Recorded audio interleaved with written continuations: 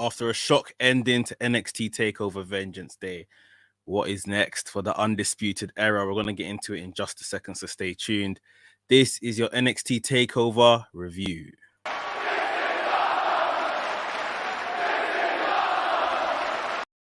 What's up, Maniacs? My name is Mex. I'm a wrestling fan, a wrestling enthusiast, WrestleManiac, if you will. And today we are talking about NXT Takeover Vengeance Day. Very, very good show. Great wrestling up and down the card, but that ending, man, oh my God, it's literally just taken the life out of me. Like, I'm just like, there's a part of disappointment going through me, bit of disappointment going through me because of the execution of it, but just my love for the Undisputed Era, man, it's hard, but I'm gonna try to lift my energy to do this review for you guys, and I hope you enjoy it. Just in case you didn't know, remember, right here at WrestleManiac UK, I discuss all things that are WWE and AEW. So if this sounds like the place for you, please make sure you hit the subscribe button, hit the notification bell as well, so you get notified every time I upload a new video. Ladies and gentlemen, without further ado, let's get into the NXT Takeover Vengeance Day review. It's gonna be a hard one, but let's go. So the show opened up with the Women's Dusty Rhodes Classic final. Shotzi Blackheart and Ember Moon challenging Dakota Kai and Raquel Gonzalez. Really good match. I think I may have enjoyed this match the most out of all of the matches on the night. Just a really good start to the show. For me as well, Ember Moon was the absolute MVP of this. I think since she's come back, she's been a bit, maybe it's just ring rust. I don't want to get onto her or anything, but maybe it's just been ring rust and her getting back to her usual self. And, you know, a takeover is a brilliant place to get back to your usual self. She was phenomenal, I felt, throughout this match, being, I guess, probably, you know, the most experienced female wrestler within the four ropes. And yeah, she showed it. She showed her wealth of experience. She just showed how good she was. It was just a really impressive performance, no matter who she was in the ring with. At times, she even looked like she was wrestling heel against Dakota Kai, like the helpless babyface waiting to tag in Raquel Gonzalez. She was really, really good. But yeah, I can't take anything away from the rest of the women as well. Dakota Kai, like I say, playing that role of like the victim before the big tag in to Raquel Gonzalez to clean up again. That was very well done. Raquel Gonzalez, she's just been on an absolute tear in the last couple of months. And again, they booked her like that in this particular match. And Shotzi Blackheart as well. If anything, Shotzi Blackheart has, maybe her rise has taken a bit of a step back because of Raquel Gonzalez's rise, but she's still doing some great stuff. Still that kind of reckless abandonment that I always talk about, that Jeff Hardy in her, where she just is just completely crazy at times. Very, very good match. It was a good start to the show, like I said. Just a complete crazy opening, and in the end, what we saw was Raquel Gonzalez pin Shotzi Blackheart, Dakota Kai getting on top of Raquel Gonzalez to ensure that Shotzi Blackheart does not kick out. And there you have it, Raquel Gonzalez, Dakota Kai, the first ever female or women's Dusty Classic champions. Really well deserved. The work that these two have been putting in since they kind of linked up has been really, really good stuff. The emergence of Raquel Gonzalez is very good to kind of see her get some just desserts out of it. And as well, Dakota Kai, you know, Dakota Kai has been in NXT for quite a while. Someone that's as a good face could always challenge at the very top, but maybe less so believable that she would ever actually win it. This is a good kind of starting point to get her appetite wet for some silverware. Yeah, really enjoyed this match. Really great result. I just think these two, they were my pick. It's who I wanted. I thought WWE would go with Ember Moon and Shotzi, but you know, I'm looking forward to seeing these two actually become women's tag champions, because I think they will do it. I think they will do it. Those tag team belts haven't been to NXT. The women's tag team belts haven't been to NXT. They deserve to be in NXT. And I think these two are very credible future champions. So yeah, really happy to see this happening for these guys. And like I say, it was a very good match to get us there. Next up, we had the NXT North American Championship match. Kushida was challenging the champion, Johnny Gargano. We've been enjoying these guys' feuds and Johnny Gargano's antics for the last few weeks. But you know, when it's takeover time, Johnny Gargano don't miss. Johnny Gargano turns up. And that's exactly what he did. This was a very, very good match. You know, somewhat a technical masterclass, which I'm sure we could have expected before. I mean, one thing I'll say is that, you know, I had predicted Kushida to win, and that was just more of a fact of Kushida probably could do with the title to just give him another level. What is his next gear? You see what I mean? Who can he take on next, and what other good matches can he put together? Johnny Gargano was always going to be the favorite, especially because, you know, if you've been watching NXT, the feud that's been ongoing, Kushida has literally got the best of Johnny Gargano for the past, you know, 4 weeks or so. So yeah, Johnny Gargano got his revenge here by beating Kushida. He gave him a one final beat DDT outside the ring onto this extended ramp that they had built. He then gave him another one inside the ring, pinned Kushida, and Johnny Gargano retained the North American Championship in a really, really good match, a really good story told. Did you guys see at the beginning of the match when they were all walking out, Austin Theory was kidnapped by, I'm guessing, Dexter Lumis? Literally, I think he just put like a cloth around his mouth and then just grabbed him off screen. Really well done, that was. And then obviously Candice LeRae, Indy Hartwell went looking for him. Yeah, I mean, Johnny Gargano, I'm sure he'll have some competitors next. Dexter Lumis probably being one of them. I'm sure they're going to want to put that title on Dexter Lumis at some point. Kushida, where does he go from here? Maybe Santos Escobar. Because Santos Escobar, for me, this guy has moved above the cruiserweight division, in my opinion. So we need to start mixing Santos Escobar within, you know, amongst the big boys, amongst the men's division. Maybe Kushida takes that title from him, puts on some good cruiserweight matches, excuse me. And yeah, that might be the next best step for Kushida at the time. So yeah, Gargano Kushida, very, very good match. And we move on to the men's Dusty Rhodes Classic finals. It was MSK versus Grizzled Young Veterans. Grizzled Young Veterans obviously getting to the Dusty Classic finals for the second year in a row. Were their fortunes going to change? I wished it did. I wish it did. Maybe that's a clue as to the result of the match. Very good match. Again, you know, MSK have come in hot. You know, they haven't even been signed to NXT for 2 months or so, maybe 2-3 months, maybe less than 3 months. It's got to be. And they put them straight on TV, and they've given them the run of their life through this Dusty Classic tournament. And they've come up against, like I say, a team that was in the finals last year, a team that maybe should have won the finals last year. And Zach Gibson, James Drake.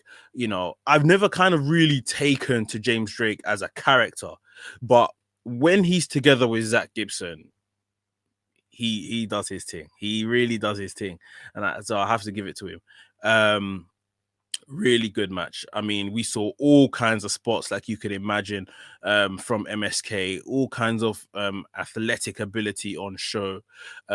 Even we saw kind of a mix of roles, which the commentators were harping on about, where at times in the match, MSK went super aggressive, and then times in the match, Grizzled Young Veterans kind of went more the athletic route. We saw James Drake pull out a 450 to try put these guys away.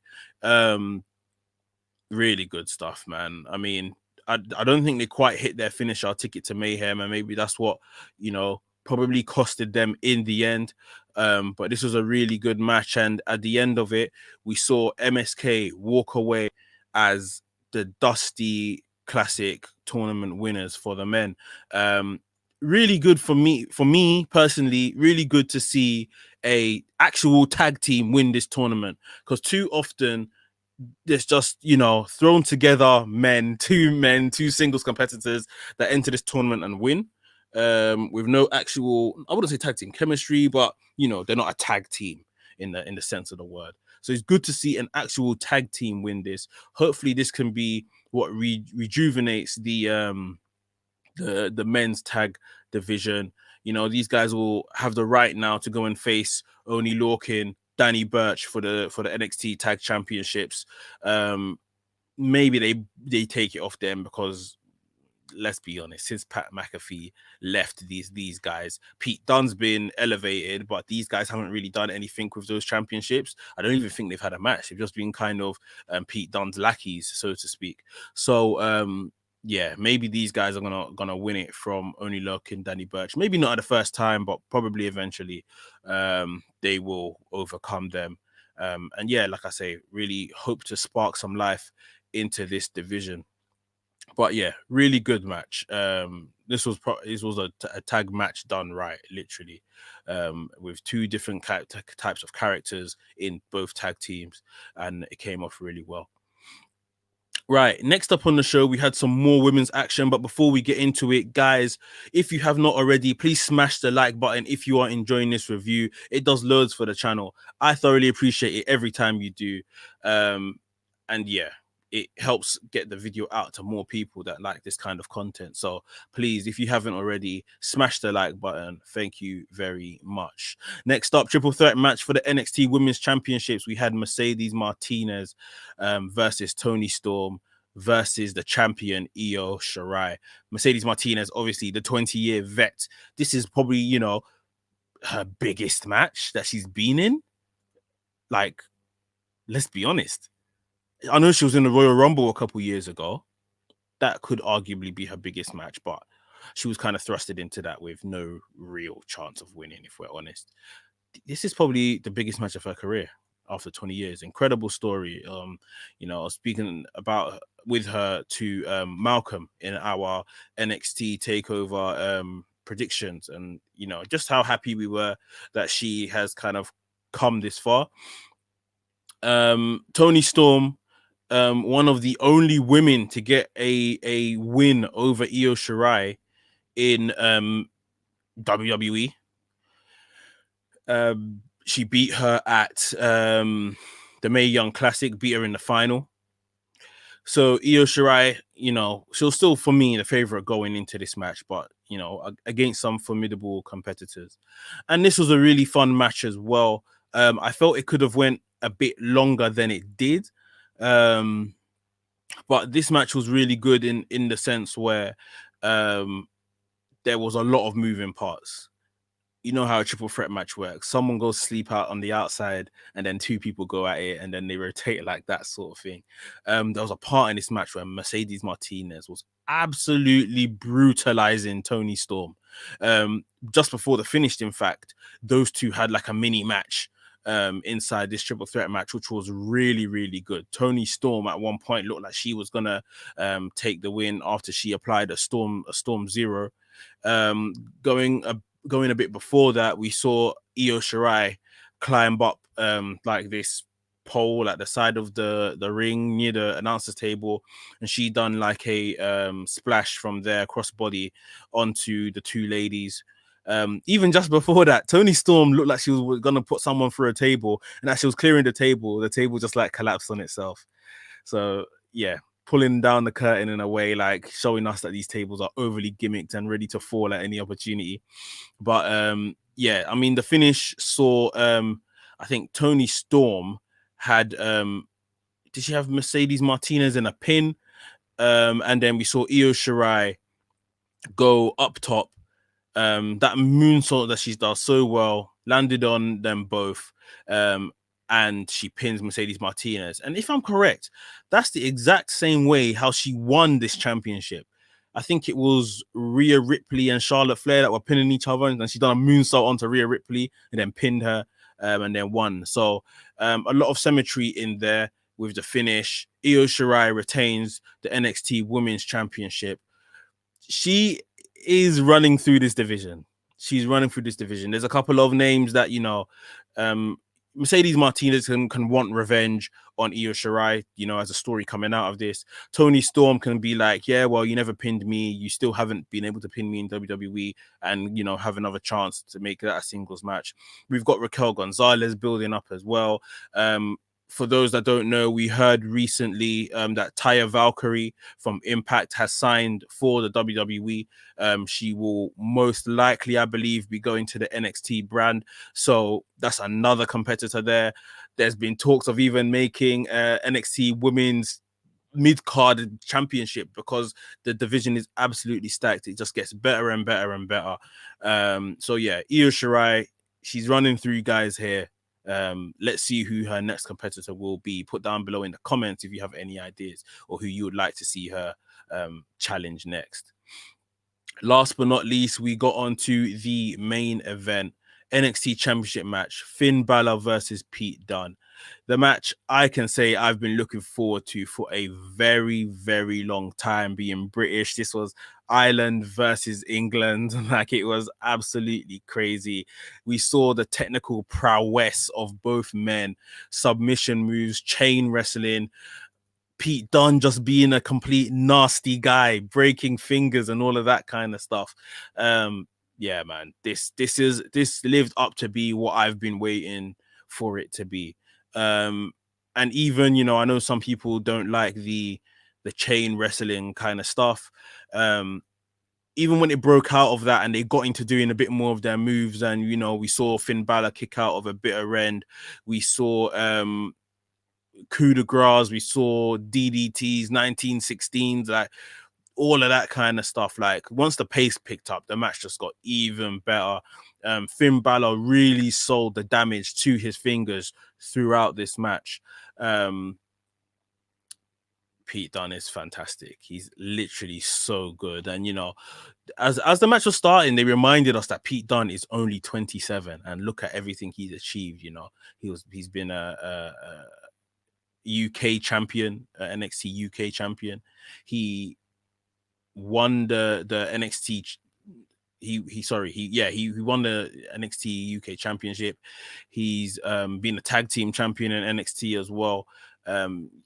You know, he's done so much at this age, and he's still got his best days ahead of him. It's absolutely crazy.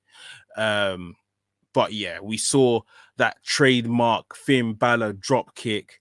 We saw the coup de grace, and then we saw a 1916, which put away Pete Dunne. Finn Balor retains the NXT championship. And this is a really good run now that Finn Balor's on. Obviously, it started a bit slow when Finn Balor got injured and had to take some time off TV despite still being champion. But yeah, it's beginning to pick up steam. He is looking as good as he has ever looked before. And really putting together a case why this NXT championship being at WrestleMania should happen. You know, why they should give him a WrestleMania match or a WrestleMania moment as NXT champion. That wasn't it though. That was not it. So as he was celebrating and left the ring, went out onto the ramp, you saw Oney Lorcan, Danny Burch come and attack him from behind. Obviously, these are Pete Dunne's guys. Pete Dunne then joined in and they all attacked him inside the ring. You then saw the Undisputed Era's music hit, and Undisputed Era ran out to defend Finn Balor, who they have been quite pally and, you know, helpful to in the last few weeks. Undisputed Era chased Oney Lorcan, Danny Burch, and Pete Dunne out of the ring. These guys start heading backstage, you know, Undisputed Era giving it all the large from the ropes, come back here if you're bad and all this kind of stuff. Kyle O'Reilly turns over to Finn Balor, which they've obviously had some type of mutual respect in the last couple of months, helps him up. And it's almost kind of, it looks like he's asking him, like, you know, join us as the Era boys, you know, the Undisputed Era. You want to join us and all this kind of stuff. He's pointing to his hoodie, this hoodie. Oh. He's pointing to the hoodie and like saying, you know, join us. And it looks like he's pretty much inviting him to join. The Undisputed Era guys all standing there in line in formation. They throw up the UE sign. Finn Balor throws up the gun, the shooting thing. I thought he was gonna throw up the UE. I would have lost it. I would have went mad.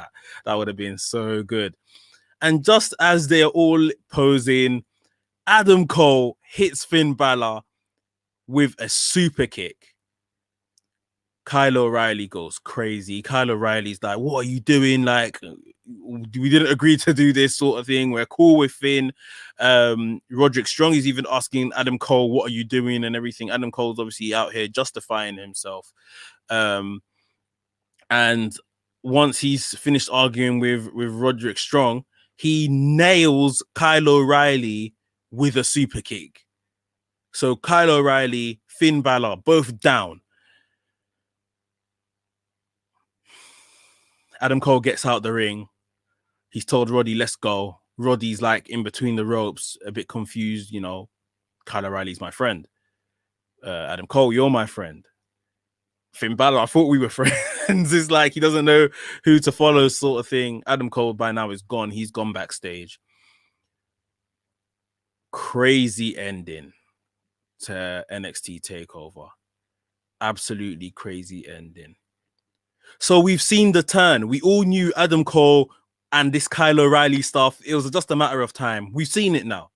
We have seen it now. So for me, whatever takeover is going to be near WrestleMania, it may have to be Adam Cole versus Kyle O'Reilly. No championships, just a good old match. And they've had a match in Ring of Honor. They had a feud in Ring of Honor. So I think this is probably what WWE is trying to recreate. If it's not Adam Cole, Kyle O'Reilly, I think the biggest match they could do at WrestleMania is Adam Cole versus Finn Balor, NXT Championship on the line. These are the two greatest NXT champions. So putting these two together in a match would make sense as well.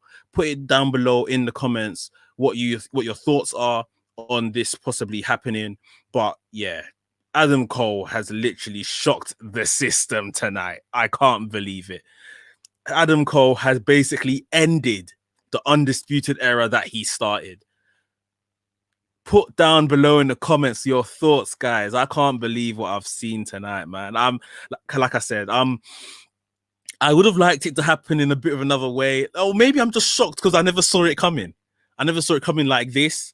And I absolutely love Undisputed Era, man. Like look at me. Fanboy 101. I absolutely love Undisputed Era. And man, it's over. It's over. It's over just like this review, guys. Please make sure you hit the like button if you enjoyed this review. Subscribe to the channel if you're new here. Hit the notification bell as well so you get notified each and every time I drop a new video. And yeah, Wednesday night, we're going to find out what the hell is going on with the Undisputed Era. WrestleManiac UK signing out, and I'll see you soon.